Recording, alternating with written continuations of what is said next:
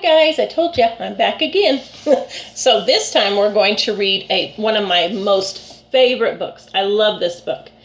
It's about a sad time in history, but it's a very good book, and it's loosely based on the truth, on reality. Okay, so it's called Henry's Freedom Box. A true story. It says a true story, but somebody told me it's very loosely based, but that's okay. Sometimes you don't know the whole history unless it's right from the person. But this could and did happen. So I want you guys to understand that, okay? A true story from the Underground Railroad by Ellen Levine, and pictures by Kadir Nelson. And I love, love, love the illustrations. They are amazing. Henry Brown wasn't sure how old he was. Henry was a slave, and slaves weren't allowed to know their birthdays. Isn't that sad?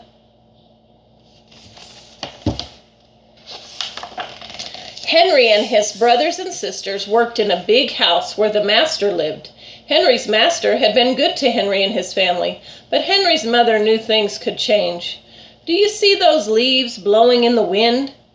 They are torn from the trees like slave children are torn from their families. Oh, that makes me very, very sad. They would take the children from their families and separate families. One morning, the master called for Henry and his mother. They climbed the wide staircase. The master lay in bed with only his head above the quilt.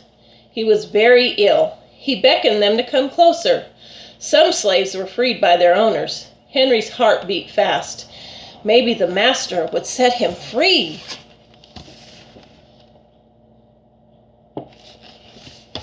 But the master said, "You are a good worker, Henry. I'm giving you to my son.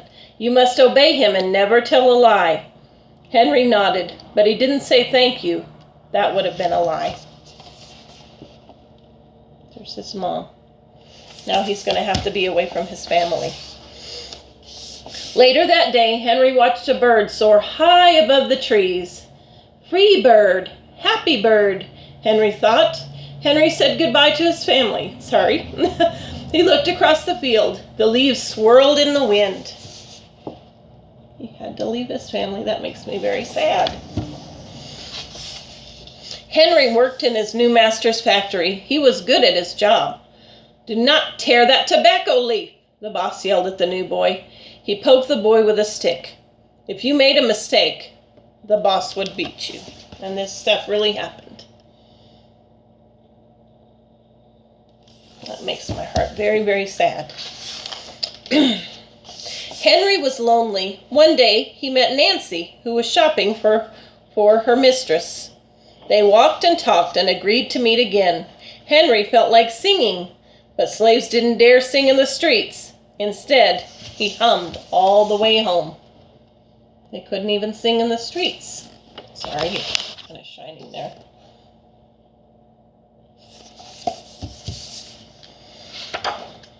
Don't you love the illustrations too?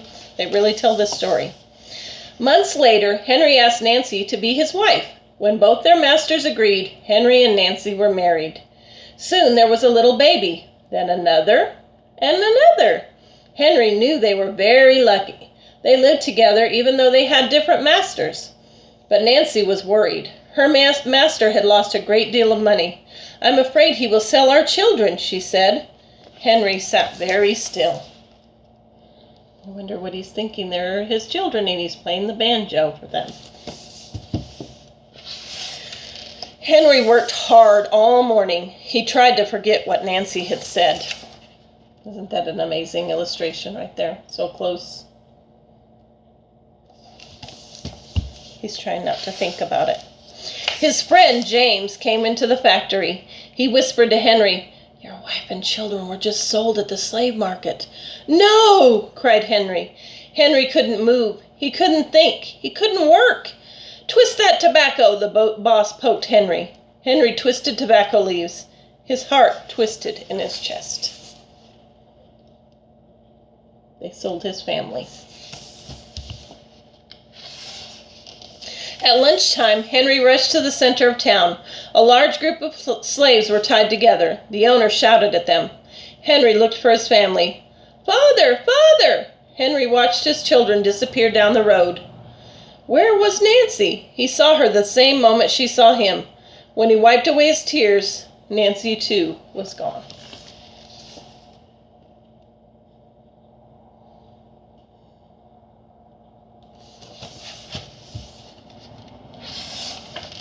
Henry no longer sang. He couldn't hum. He went to work, and at night he ate supper and went to bed. Henry tried to think of happy times, but all he could see were the carts carrying away everyone he loved. Henry knew he would never see his family again. That happened a lot in the slave days. Many weeks passed. One morning, Henry heard singing. A little bird flew out of a tree into the open sky, and Henry thought about being free. But how? As he lifted a crate, he knew the answer. He asked James and Dr. Smith to help him. Dr. Smith was a white man who thought slavery was wrong, and there were many white men back then who thought slavery was wrong, and they helped the slaves. They met early the next day at an empty warehouse. Henry arrived with a box. "I will mail myself to a place where there are no slaves," he said. James stared at the box, then at Henry. "What if you cough and someone hears you?" "I will cover my mouth and hope," Henry said.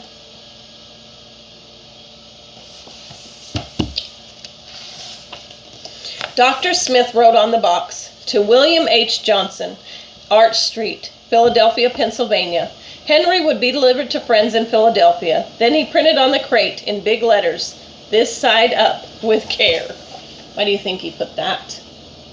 Maybe so they'd be careful, because he didn't want Henry to get hurt in the box, right? Henry needed an excuse to stay home, or the work boss would think he had run off.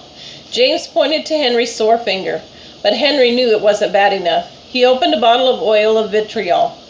"No!" cried James. Henry poured it on his hand. It burned his skin to the bone. Now the boss would have to let him stay home. See, they even hurt themselves to get out of things so they could get to freedom. Isn't that very sad? Dr. Smith bandaged Henry's hand. They arranged to meet the next morning at 4 o'clock. By the time Dr. Martin Luther King Jr. was there, it was better, but it still was not good enough. And we, still have a long way to go. The sun was not up when Henry climbed into the box. "Ready," he said. James nailed down the lid. Dr. Smith and James drove to the station. The railway clerk tipped the box over and nailed a paper to the bottom. Dr. Smith begged the clerks to be careful, but they didn't listen. They threw the box into the baggage car. Well, they weren't being very careful, were they? With the box that Henry was in. I hope it was okay. Hours passed. Henry was lifted up and thrown again. Upside down! He heard waves splashing. This must be the steamboat headed for Washington, D.C. The ship rode smoothly, but Henry was still upside down. Blood rushed to his head. His face got hot. His eyes arched. He thought his head would burst, but he was afraid to move. Someone might hear him.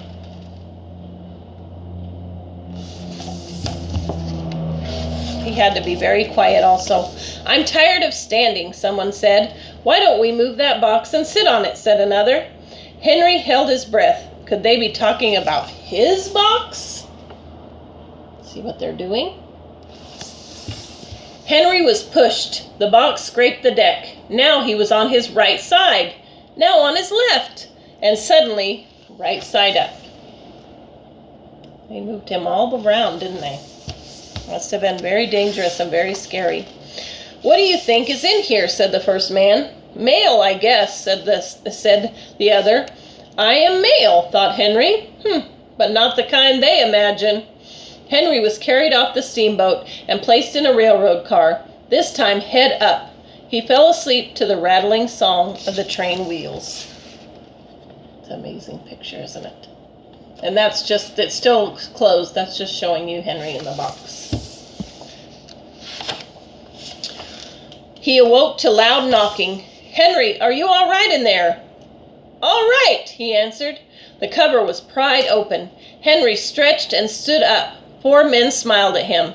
"Welcome to Philadelphia." At last, Henry had a birthday. March 30th, 1849, his first day of freedom. And from that day on, he also had a middle name.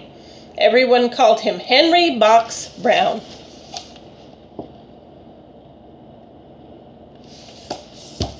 He made it. Isn't that amazing? And that's the end. And it says, author's note. In the mid-1800s, there were about 4 million slaves living in the United States. Slaves were owned like tables or cows or wagons. Historians believe between 60,000 and 100,000 slaves escaped to freedom, traveling on what was called the Underground Railroad. The Underground Railroad wasn't a real railroad. It was all the secret ways slaves made their way from the south to the north. They hid in carts, rode on horseback, walked hundreds of miles through forests and swamps, and crossed flowing rivers in summer and icebound rivers in winter. Conductors and station masters hid them and helped them throughout their journey. When Henry Brown climbed into his freedom box, he hoped he'd be carried to a safe world. He brought along a small tool to make air holes, a little water, and a few biscuits. Henry arrived in Philadelphia, having traveled 350 miles from Richmond, Virginia in 27 hours. His story made newspaper headlines in America and Europe. Henry never found Nancy and his children. In 1850, he went to England, and there are some reports that he married again. We do know with absolute certainty that Henry Box Brown became one of the most famous runaway slaves on the Underground Railroad, the man who mailed himself to freedom. So see, it is. I said loosely based only because I read some things on it, and, it is a true story. It is a true story, but it's, it's an interpretation of the story. But he did mail himself to freedom. So, and I think many slaves did different things to get to freedom. And I think you would too. So here's the front cover, Henry's Freedom Box. Here's the back cover. It says, Henry Box Brown was one of the Underground Railroad's most famous runaway slaves, and he had the most ingenious idea. And here's the spine with a name. Don't you love that story and the illustrations? And it's a very sad story too, because he lost his family. And he had to go through some very hard times, but I'm glad he got to freedom, and that is what Dr. Martin Luther King Jr. Fought for, were rights. And this was after Henry, of course, but it still wasn't right when he was alive. So he fought for it to be right. And I hope you guys enjoyed those books, this book and the other book, Henry's Freedom Box. And I will see you on Saturday, and we will do a craft, okay? So I will see you then. Bye.